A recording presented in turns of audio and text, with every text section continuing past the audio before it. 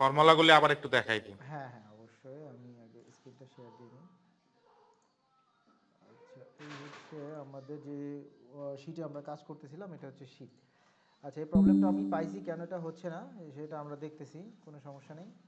খুব সিম্পল একটা প্রবলেমের কারণে এটা আমি খেয়াল করিনি। এটা আমার প্রবলেম না, ওটা রাহাত সাহেবের শিটেই একটা প্রবলেম ছিল, এই কারণে ওটা হচ্ছিল না। আচ্ছা, সেটা আমরা দেখতেছি।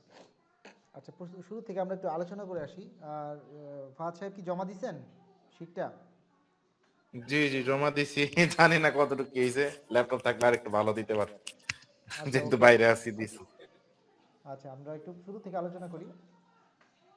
আমরা একটা কাজ দিয়েছিলাম আপনাদের, একটা রেজাল্ট শিটের একটা ছোট একটা কাজ দিয়েছিলাম। সেটা হলো যে একটা রেজাল্ট শিট আসলে কিভাবে তৈরি করা হয় তার একটা ডেমো আকারে আমরা একটা শিট দিয়েছিলাম এসে আমাদের গ্রুপে। তো বিষয়টা হলো যে এখানে আমরা প্রতিটা সাবজেক্টের উপরে তিনটা করে জিনিস চাইছি, মানে দুইটা জিনিস চাইছি আসলে মূলত, কিন্তু দেখানো হচ্ছে প্রত্যেকটা সাবজেক্টের তিনটা জিনিস দেখানো হয়েছে। নাম্বার ওয়ান, আমরা এই সাবজেক্টে কত মার্ক পেয়েছি সেই মার্কটা দেখানো হয়েছে। নাম্বার টু, আমরা সাবজেক্টের গ্রেডটা দেখাইছি যে এই মার্কের উপরে সে কত গ্রেড পাইছে, কারণ আমরা সাবজেক্ট ওয়াইজ কিন্তু আমাদের গ্রেডটা শো করে, অর্থাৎ ইংলিশে A+, বাংলায় A+, ম্যাথে A+, এরকম কিন্তু আমাদের গ্রেডটা শো করে। সো আমরাও সেইটাই এখানে শো করানোর চেষ্টা করছি। তো আমরা গ্রেড শো করেছি, টোটাল মার্ক মানে সাবজেক্টের মার্কটা শো করছি, এবং সেই সাবজেক্টে সে পাস করছে কি ফেল করছে এই স্ট্যাটাসটা আমরা এখানে দেখানো হয়েছে। হ্যাঁ, তো সাবজেক্ট ওয়াইজ আমাদের এই তিনটা জিনিস দেখানো হয়েছে, অর্থাৎ মার্ক, গ্রেড এবং সে পাস করছে কি ফেল। এই তিনটা জিনিস প্রত্যেকটা সাবজেক্টেই দেখানো হয়েছে, সেই জিনিসটা আমরা এখানে দেখাইছি। তো এটা হচ্ছে ই ফাংশনের মধ্যে আমরা কিভাবে করছি এর আগে, যেহেতু যারা আমাদের এখানে দেরিতে জয়েন করছেন তারা একটু দেখে নেবেন যে ই ফাংশনটা আসলে কিভাবে ইউজ করতে হয়। এই ই ফাংশনটা এটা মাল্টি ফাংশন। হ্যাঁ, এখানে আমাদের কতগুলো দেওয়া হয়েছে, এখানে কতগুলো কয়বার ইফ ব্যবহার করা হয়েছে সেটা আমরা একটু বলি আপনাকে। যদি কন্ডিশনটা এভাবে দেওয়া হয়েছে, আপনার ইসের কন্ডিশনটা, এই আমাদের গ্রেডের কন্ডিশনটা এভাবে দেওয়া হয়েছে যে যদি সে 80 থেকে 80-র উপরে পায় তাহলে সে A+, যদি সে 70 থেকে 70-এর উপরে পায় তাহলে সে এ, যদি সে 60 বা 60-এর উপরে পায়, অর্থাৎ 60 থেকে 60-এর উপরে অথবা এবং 70 থেকে নিচে, তাহলে সে পাবে হচ্ছে বি, এবং 40 যদি পায়, 40 বা 40-র উপরে যদি পায় তাহলে সি, আর 30 নিচে পাইলে ডি অথবা এফ। 30 বা 30 সমান পাইলে এফ অথবা ডি। আচ্ছা, এখানে আমাদের রাহাত সাহেব যেহেতু জয়েন করে নাই, ওনার ফাংশনে একটু ভুল আছে। আমরা যেটা করব সেটা হলো যে 40 বা 40-র উপরে যদি পায় তাহলে B, either fail, either fail, আমরা এটা আসবো। হ্যাঁ, এখানে উনি আবার শুধু গ্রেটার দেন দিয়েছেন, গ্রেটার দেন 30-র উপরে দিয়েছেন, তারপরে দিয়েছেন, এইটুকু আমাদের কোনো দরকার নাই। ঠিক আছে, এখানে আমরা লজিক, সিম্পল লজিকটা ইউজ করলেই হবে যে যদি এটা হয় তাহলে আমাদের সি, না হলে ফেল। এই লজিকটাই আমাদের এখানে যথেষ্ট। ওকে। আচ্ছা, সেই ক্ষেত্রে পাশের ক্ষেত্রে পাস এবং ফেলের ক্ষেত্রে শুধুমাত্র দুইটা লজিক, মানে একটা লজিক কাজ করে, অর্থাৎ পাস এবং ফেল। অর্থাৎ যখন আমরা একটা ফর্মুলা জানি যে ইফ এলস, তো এখানে ইফ এলসের ক্ষেত্রে দুইটা কন্ডিশন, একটা হচ্ছে হয় সে পাস না হলে ফেল, যদি পাস না করে তাহলে সে ফেল। অল্টারনেট অপশনটা মানে একটা দেওয়া কম্পালসারি যে না, যদি এই মার্ক পায় তাহলে সে অবশ্যই পাস, আর না পাইলে ফেল। এর মার্কের নিচে সে যাই পাক ফেল, আর এই মার্কের উপরে সে যাই পাক সে পাস। এই হচ্ছে আমাদের দুইটা কন্ডিশন। এখানে দেখেন দুইটা কন্ডিশনই ইউজ করা হয়েছে। এখানে জাস্ট বলা হয়েছে যে C5, অর্থাৎ এই সেলে যদি মার্কের পরিমাণ 30 থাকে, 30 থেকে উপরে থাকে তাহলে সে পাস, আইদার সে ফেল।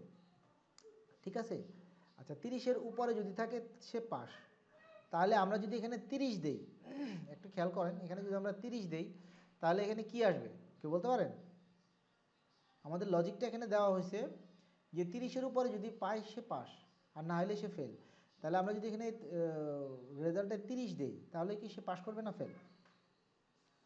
একটু গেস করতে পারেন কেউ? পাস। আচ্ছা, আমরা একটু দিয়ে দেখি। 30। ওকে, সরি আমার তো এখানে বাংলা চলে আসলো। আমার বন্ধুরা ফোন দিয়েছে, যারা চিনি আর ফোন দিয়ে জানাই। আচ্ছা আমরা এখানে 30 দিয়ে দেখি, এন্টার। দেখেন ফেইল লেখা আসছে, এখানে একটু লজিকে ভুল আছে যার কারণে এই ফেইল লেখাটা আসতেছে। কারণ এখানে লজিকে বলা হয়েছে যে C5 গ্রেটার দেন 30, অর্থাৎ C5 অবশ্যই 30-এর উপরে হইতে হবে, 30 হইলেও হবে না। কিন্তু আমাদের লজিকটা এরকম হবে না, আমাদের লজিকটা হবে যে ফিগারটা আমরা দিব সেই ফিগারটার সমান হইতে হবে অথবা এই ফিগারের থেকে বেশি হইতে হবে। ঠিক আছে, তো এখানে সামান্য একটু ভুল আছে, সেই ভুলটা আমরা আসলে রাজ সাহেব জয়েন করতে পারলেন না, উনি হয়তো আমাদের ভিডিওটা দেখলে পরে বুঝতে পারবেন। তো যাই হোক, তাহলে আমরা কি করব, আমরা লিখব যে equal to C5 greater than equal to 30। এখন এই 30-এর এখানে যদি আমরা ইকুয়াল টু বসাই দিই, আমরা একটু দেখি বসাই দিয়ে, আমরা যদি এখানে ইকুয়াল টু বসাই দিই তাহলে এটা পাস হয়ে যাবে। দেখেন এখানে পাস হয়ে গেছে। হ্যাঁ, তার মানে কি যে আমাদের এখানে লজিকটা এরকম হবে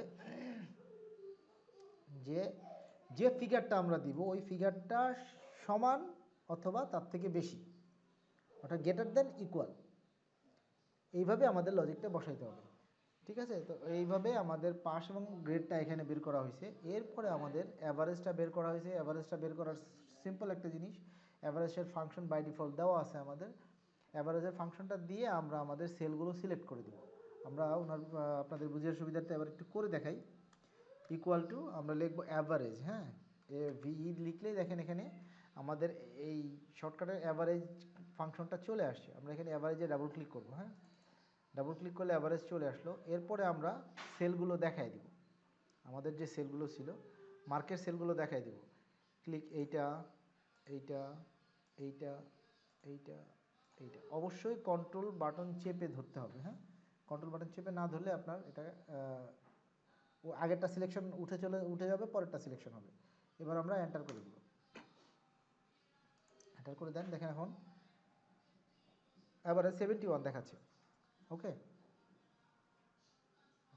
এইভাবে আমাদের বাকি অ্যাভারেজগুলো করা হয়েছে। অ্যাভারেজ, ম্যাক্সিমাম, স্যার আজকে মিনিমাম। ক্লাসটাতে একটু আমি একটু লিভ নিতেছি আর কি, বাইরে আছি তো একটু বের হবো আর কি। ওকে, ঠিক আছে।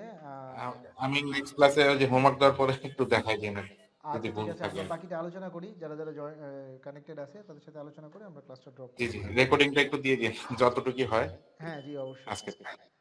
ঠিক আছে, থ্যাংক আচ্ছা, ইউ। G welcome. আচ্ছা, এরপরে আমাদের যে জিনিসটা দেখতেছি আমরা, যে ম্যাক্সিমামটা ঠিক একই রকম। ম্যাক্সিমামটা জাস্ট এখানে অ্যাভারেজের যে ফর্মুলাটা দেওয়া আছে বাকি সব ঠিক আছে, জাস্ট অ্যাভারেজের কথার জায়গায় এখানে হবে ম্যাক্স। মিনিমামের ক্ষেত্রে তাই, জাস্ট এখানে অ্যাভারেজের জায়গায় হবে মিনিমাম, MIN, এটুকু লিখলেই হয়ে যাবে। হ্যাঁ, এই হচ্ছে আমাদের অ্যাভারেজ, ম্যাক্সিমাম এবং মিনিমাম বের করার ফর্মুলা। এরপরে যে প্রবলেমটা আমরা ফেস করতেছিলাম, স্ট্যাটাসটা তো আমরা আলোচনা করেছি কীভাবে করতে হবে। আচ্ছা, যে র্যাঙ্কের যে ফর্মুলাটা এটা কেন হচ্ছিল না সেটার বিষয়ে আমি একটু আলোচনা করি। এটা হচ্ছিল না হচ্ছে যে রাহাত সাহেবের যে পেজটা, এই পেজে উনি এই সেলগুলোকে পার্সেন্টেজ সেল হিসাবে ডিক্লেয়ার দিয়ে রাখছেন, যার কারণে এইটা আমাদের শো করতেছিল না, এটা পার্সেন্টেজে শো করতেছিল। কিন্তু এইটা আমাদের এখানে দেখেন এই সেলের নাম দেওয়া আছে পার্সেন্টেজ। এই সেলটাকে আমাকে আইডেন্টিফাই করতে হবে জেনারেল সেলে। জেনারেল সেলে আইডেন্টিফাই করলে সাথে সাথে আমরা যা চাচ্ছিলাম তা চলে আসবে। আমরা একটু দেখি, আমরা এটাকে সিলেক্ট করলাম, সিলেক্ট করার পরে এখানে যাব, এখানে গিয়ে পার্সেন্টেজে ক্লিক করলে দেখেন এখানে জেনারেল অপশনটা দেওয়া আছে উপরে, আমরা জেনারেল অপশনে ক্লিক করব। হ্যাঁ, জেনারেল অপশনে ক্লিক করলে দেখেন অটোমেটিক এটা 9 হয়ে গেছে। 9 হয়ে গেছে, অর্থাৎ আমাদের এই র্যাঙ্ক 9, অর্থাৎ কি এখানে যতগুলো স্টুডেন্ট আছে তার মধ্যে সে 9th। এখানে 13 জন স্টুডেন্ট আছে, 13 জন স্টুডেন্টের মধ্যে সে 9ম। এবার আমরা প্রথম, দ্বিতীয়, তৃতীয় বের করতে হলে কি করতে হবে, এটার মধ্যে একই ফর্মুলাটা সবগুলোতে আমরা অ্যাপ্লাই করতে হবে। এখানে আমরা ডাবল ক্লিক করে দিই, ডাবল ক্লিক করে দিলে দেখেন আমাদের সব ফর্মুলাগুলো পেয়ে গেছি আমরা। 1 2 3 4, তারপরে পঞ্চম কে হয়েছে, এখানে পঞ্চম নাই, অর্থাৎ কোনো মার্ক কি ডাবল আছে? আচ্ছা, কোনো মার্ক খুব সম্ভবত ডাবল আছে। আচ্ছা, আমাদের এখানে 12 জন 13 জন পেয়ে গেছি আমরা। এই হচ্ছে আমাদের র্যাঙ্কের সিস্টেমটা। হ্যাঁ, আমরা তাহলে র্যাঙ্ক বের করতে হলে আমাদের সেই ফর্মুলাটা কি ছিল, আমরা একটু ফর্মুলাটা দেখি। ফর্মুলা ছিল আমরা ফাংশন র্যাঙ্ক ফাংশনটা ইউজ করব। র্যাঙ্ক ফাংশনটা ইউজ করার পরে U5 অর্থাৎ ফার্স্ট সেলটা আমরা সিলেক্ট করব U5, হ্যাঁ। সিলেক্ট করার পরে আমরা একটা কমা দিব, কমা দিয়ে ডলার দিব, ডলার সাইনটা দিব, সাইন দেওয়ার পরে আমরা কলামের নামটা দিব, আবার ডলার সাইন দিব, এরপরে আবার দিব কলামের নাম্বারটা। এই কলামের নাম হচ্ছে U, কলামের নাম্বার হচ্ছে 5। তাহলে আমরা $U$5, তারপরে দিব আমরা একটা কোলন দিব, হ্যাঁ, ইস্টু যেটাকে বলি আমরা, ইস্টু দিব। আবার শেষ সেলের আইডি এবং আইডিটা দিব, অর্থাৎ সেল কলাম নাম্বার এবং কলামের নাম, অর্থাৎ শেষে আবার কি দিব $U$17। এখানে আমাদের 17 নাম্বার রো আছে, তো আমরা এটা একটু 17 নাম্বার রোতে অ্যাড করে দিব।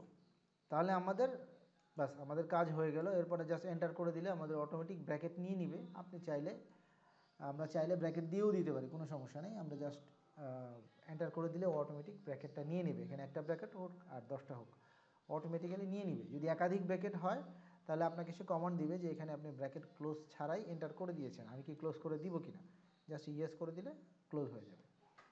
তো এই ছিল আমাদের মোটামুটি আজকের ক্লাসটা। আর ফেইলের যে স্ট্যাটাসটা আমরা দিছি, পাস এবং ফেল, অর্থাৎ এখানে আপনারা প্র্যাকটিস করবেন অবশ্যই, প্র্যাকটিস না করলে ভুলগুলো আপনাদের সামনে আসবে না।